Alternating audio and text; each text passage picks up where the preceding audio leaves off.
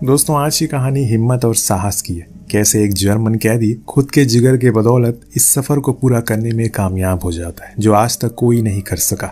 1945 जगह है साइबेरिया का एक प्रिजनर कैंप। दूसरा विश्व युद्ध खत्म हो चुका है और जर्मन की हार के बाद उनके सैनिकों को यहाँ पर ट्रेनों में भर भर कर लाया जा रहा है ताकि उन्हें बंदी बनाकर काम करवा सके। उन्हीं में से एक कैदी है फॉरमैन, जिसे 25 साल की सजा सुनाई गई है, यानी कि उसे अपनी पूरी जिंदगी यहीं पर बितानी होगी। चाहे कुछ भी हो जाए, वो अब कुछ कर नहीं सकता। और ऐसे ही सभी को यहाँ पर लाया गया है और ऐसे ही कई सारे लोगों को यहाँ पर लाया गया है। कुछ लोगों को यहाँ पर रखा जाएगा और कुछ को दूसरे कैंप में, जो कि यहाँ से कुछ मील की दूरी पर है। फॉरमैन लकड़ियां उठाता है, जिस दौरान उसे यहाँ के माहौल का अंदाजा होता है। ये जगह उसने जैसी सुनी थी वैसी तो बिल्कुल भी नहीं है। यहाँ से अगर कोई भागने का भी सोचेगा तो उसकी मौत तय है, क्योंकि वो भाग कर जाएगा भी कहाँ। चारों ओर तो बर्फ है। पहले तो उसे खुद को ठंड से बचाना है, फिर उसी ठंड में चलना भी है ताकि कोई देख ना ले, फिर खुद का पेट भरना भी है। इतना सब कुछ करते करते वो भागने वाला इंसान खुद ही कहीं बीच रास्ते में मर जाएगा। लेकिन यहाँ पर 25 साल बिना कुछ करे काटना भी तो बहुत बड़ी बात है। इससे अच्छा है कि कुछ करके ही मरा जाए, उसका ऐसा मानना था। रात में हम देखते हैं कि बाहर निकलने वाले रास्ते पर ज्यादा पहरेदारी नहीं है। अगर कोई कोशिश करे तो आराम से भाग सकता, पर कोशिश करेगा कौन, क्योंकि अगर वो बाहर गया तो मारा जाएगा। अगले दिन अब सभी कैदियों को उसी बर्फीले पहाड़ों के बीच से होते हुए माइन की ओर ले जाया जा रहा था, जहां पर उन्हें खुदाई करनी है, वो भी एक ऐसे पदार्थ की खोज में जिसकी स्मेल अगर कोई इंसान लगातार कुछ महीनों तक सूंघ ले, कुछ ही साल में उसकी मौत हो सकती है। पर ये लोग कैदियों से फिर भी ये काम करवाते हैं जानबूझकर, क्योंकि उन्हें जर्मन और नाजी आर्मी से बहुत ही ज्यादा नफरत है। सभी वहां पहुंचते हैं और उस माइन को खोदने में लग जाते हैं, लेकिन कुछ कैदी अंदर जाने से मना कर देते हैं तो गार्ड उसे बाहर बिना कपड़ों के खड़ा करते हैं, जिसमें उनकी सेकंड में ही मौत हो जाती है। इसे आप अंदाजा लगा सकते हैं कि किस कदर ठंड है बाहर। माइन की हालत को देखकर सभी परेशान थे, क्योंकि वहां पर किसी भी प्रकार का कोई वेंटिलेशन नहीं था, लेकिन फिर भी सभी को उसी में घसीटा जा रहा है। एक दिन फॉरमैन की नजर बाहर खड़ी एक रेल पर पड़ती है, जिसमें कोयला लाद कर जाया जा रहा था। वहां बहुत ही कम गार्ड थे। उसके दिमाग में ख्याल आता है क्यों ना वो किसी दिन यहाँ से भाग निकले और फिर जंगल की ओर से होते हुए जर्मनी चला जाए, जहां पर उसकी पत्नी और बच्चे उसका इंतजार कर रहे होंगे। लेकिन इसके लिए उसे सही मौके का इंतजार करना होगा। अब एक दिन माइन में खुदाई के दौरान इनका एक साथी पत्थरों के बीच दबकर उसकी मौत हो जाती है, क्योंकि वहां पर किसी भी प्रकार का कोई सपोर्ट नहीं था। ये देखकर फॉरमैन बहुत ही गुस्से में आता है और उसी रात सोच लेता है कि आज वो भाग कर रहेगा। अब वो रेल आती है तो वो धीरे से अपने कैंप से निकलकर एक ब्रिज पर चढ़ जाता है और फिर वहां से सीधे ट्रेन में बैठ जाता है, जिसके बाद वो चलने लगती है। जब वो उन खुले आसमानों को देखता है तो बहुत खुश होता है, क्योंकि अब वो घर जाकर अपने परिवार से मिल सकेगा। लेकिन इतनी देर में ट्रेन रुक जाती है, क्योंकि उसे एक गार्ड ने देख लिया था। जी हाँ, वो पकड़ा गया, जिसके बाद उसे सजा के तौर पर तेज बारिश में एक मैन होल में डाल दिया गया, वो भी सिर्फ नाम मात्र कपड़ों में। उसे वहां पूरे 1 हफ्ते तक रखा गया, वो भी बिना खाना पानी के। ऐसी जगह पर बहुत ही रेयर होता है कि कोई जिंदा बच सके, लेकिन फॉरमैन ने खुद को जीवित रखा। शायद उसकी किस्मत कुछ और ही करवाना उससे चाह रही हो। अब गार्ड उसे आकर बाहर निकालते हैं और कहते हैं कि जाओ, तुम्हारे साथी तुम्हारा इंतजार कर रहे हैं। पर जब वो माइन में जाता है तो देखता है कि वहां सभी बहुत ज्यादा गुस्से में है, क्योंकि उसके कारण उन्हें भी खाना नहीं मिला। तो वो भी अपना सारा गुस्सा फॉरमैन को मार कर निकालते हैं। उसे इतना मारते हैं कि वो बुरी तरह घायल हो जाता है। पर तभी वहां पर एक डॉक्टर आता है, वो उसका इलाज करता है। तो फॉरमैन उसे कहता है मुझे भागना है यहाँ से, ताकि मैं अपनी बेटी से मिल सकूं। उसकी बातें सुनकर डॉक्टर कहता है कि ये इतना आसान नहीं है, क्योंकि अगर तुम भाग भी गए तो ज्यादा दिन जिंदा नहीं रह पाओगे, इसे कोई गारंटी नहीं है। लेकिन हाँ, अगर तुम यहाँ रहोगे तब भी जिंदा नहीं रह पाओगे, क्योंकि जिस जगह पर तुम लोग खुदाई कर रहे हो वो जगह आज के ज़माने की जहन्नुम है, जिसमें जो कोई भी गया वो अगले 8 सालों में मारा जाएगा। इसीलिए मेरी मानो तो भाग ही जाओ, लेकिन पूरे प्लान के साथ, जिसमें मैं तुम्हारी मदद करूंगा, पर सही मौके का इंतजार करो। ऐसा करके वो उसे भेज देता है उसके कैंप में, ताकि उन दोनों पर कोई शक ना करे। बीते हर दिन के साथ डॉक्टर उसे कुछ न कुछ सलाह देता रहता है जब भी वो उससे मिलता है, जैसे कि वो अगर कहीं पर रुके तो उसे सबसे पहले लकड़ियां इकट्ठा करके आग जलानी है, ताकि वो खुद की बदन को गर्म रख सके। अगर उसने ऐसा नहीं किया तो उसे हाइपोथर्मिया हो जाएगा। उसे चलते रहना है, बिना रुके उन कैंप से दूर ही रहना है जहां पर उसे धुआं उठते हुए दिखे, क्योंकि वो रशियन कैंप हो सकते हैं जो उसे पकड़कर वहीं मार देंगे। इसके बाद वो उसे ऐसे ही एक दिन एक मैप भी देता है, जो कि यहाँ से जर्मनी तक का रास्ता था।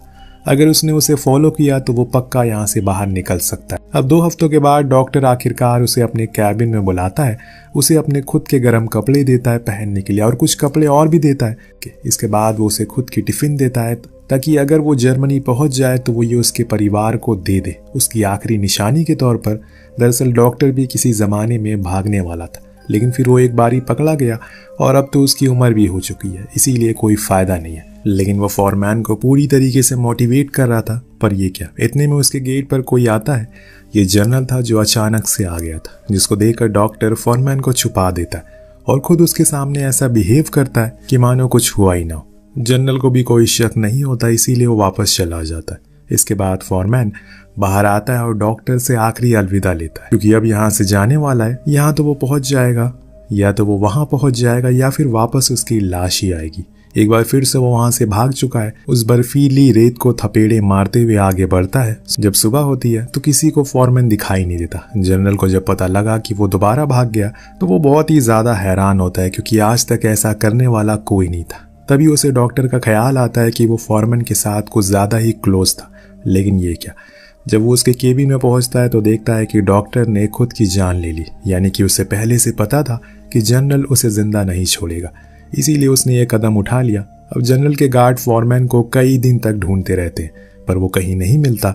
सभी का कहना था कि अब तक तो वो मर भी चुका होगा। ऐसी ठंड में कोई खुद को ज्यादा दिन जिंदा नहीं रख सकता।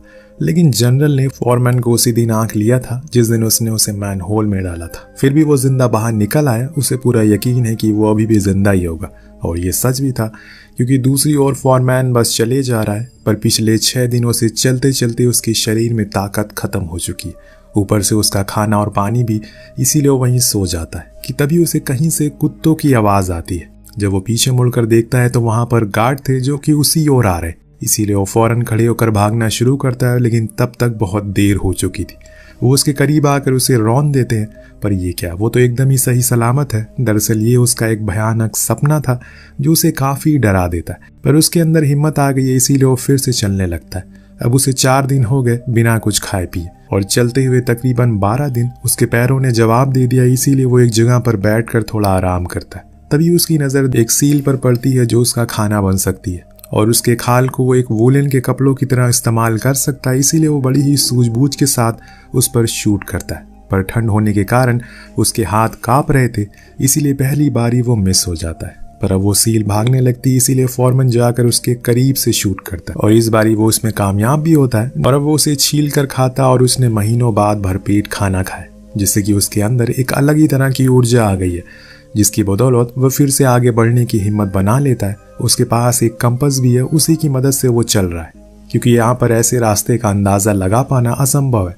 पूरे 3 महीने चलने के बाद आज जाकर उसे खुद के सामने एक सूखे पेड़ नजर आता है, जिसकी ओर वो और तेजी से भागता है। उसे गले से लगा लेता है, क्योंकि पिछले 3 महीने से ये पहली चीज उसने देखी है जो कि बर्फ से अलग थी, वरना तब से वो बर्फ ही खा रहा है और पी रहा है। फॉरमैन बहुत ही काबिलियत दिखाता है और लगातार खुद से बात करता रहता है ताकि दिमाग पर उसका कंट्रोल बना रहे। उसे इस बात की उम्मीद है ये पेड़ उसे दिख गया तो आगे जाकर जंगल भी दिख ही जाएगा, जहाँ पर उसकी अच्छी मदद होगी। वहीं दूसरी ओर जनरल को दिखाया जाता है जो काफी परेशानी में है। कैसे एक बंदा उसके चंगुल से भाग गया, वो भी 2 बार। अभी तक तो हम उसे ढूंढ नहीं सके। वो अपना दिमाग लगाता मैप को देखकर और फिर अपने कुछ गार्ड को उसी डायरेक्शन की ओर जाने का ऑर्डर देता है, क्योंकि उसे यकीन है कि वो अभी जिंदा होगा। उसे यकीन सच भी है, क्योंकि अभी तक फॉरमैन सच में जिंदा था, जो अब जंगल के बीच पहुंच चुका है। पर सभी पेड़ सूख गए तो उसे आग जलाने में कोई भी परेशानी नहीं होने वाली। पर उसी दौरान तेज तूफान उसे तमाचे मारने आ जाता है। हालांकि फॉरमैन बहुत कोशिश करता है कि किसी भी तरह करके वो कहीं छुप जाए, पर उसके ऊपर एक पेड़ गिरने के कारण वो उसी के नीचे दब गया। लेकिन आज शायद उसकी किस्मत अच्छी थी, वहां पर उसे गए जो कि वहां पर गोल्ड की तलाश में आए थे। वो फॉरमैन की जान बचाते हैं और फिर वहां से तीनों ही आगे की ओर बढ़ते हैं, क्योंकि उन्हें उसी की दिशा में जाना था। वो जंगल से होते हुए इस एरिया में पहुंच जाते हैं जहां पर मौसम एकदम साफ था, किसी भी प्रकार की कोई परेशानी नहीं थी। इन्होंने एक लकड़ी की राफ बनाई है जिसकी मदद से ये उस नदी को पार करते हैं। लेकिन तभी आगे जाकर उसका बहाव तेज हो जाता है, जिसमें इनका एक साथी पानी में गिर गया।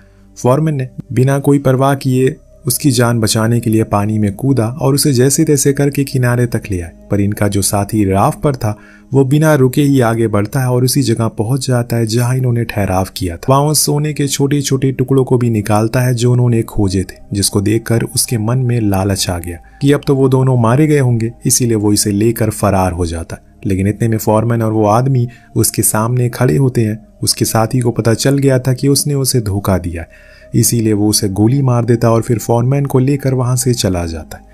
पर उसे ये चीज पसंद नहीं आती, लेकिन वो अभी के लिए कुछ नहीं कहता। अब ये दोनों फिर से चलना शुरू करते हैं क्योंकि अभी मंजिल बहुत दूर है, सफर बहुत लंबा है।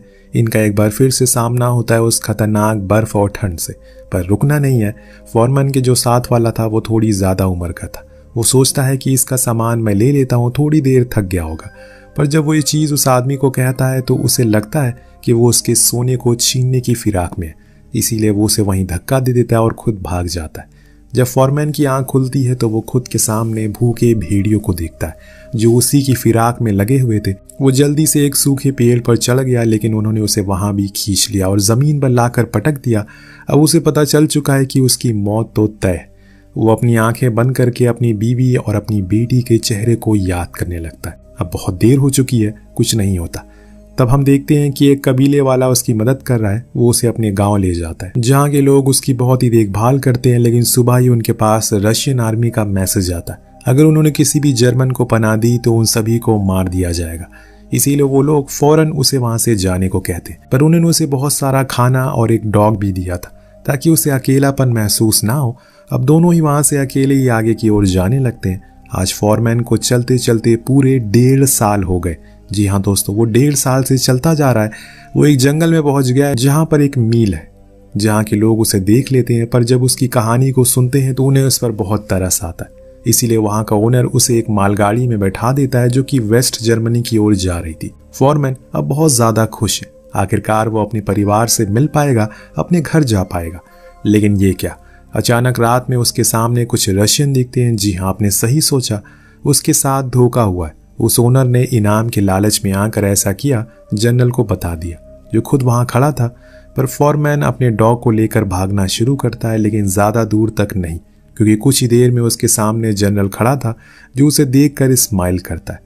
पर इतनी ही देर में फॉरमैन का डॉग उस पर हमला करता है, जिससे कि उसे मौका मिल जाता। वहां से भागने का उसके पीछे काफी सारे सैनिक पड़े थे। इतनी ही देर में उसे गोलियों की आवाज आती है। वो समझ जाता है कि उसने अपने अजीज दोस्त को खो दिया, पर अब रुकने का समय नहीं है। वो उसकी कुर्बानी बर्बाद जाने नहीं देगा। वो भागकर एक ब्रिज पर चढ़ जाता है जिसके नीचे से एक ट्रेन जा रही थी।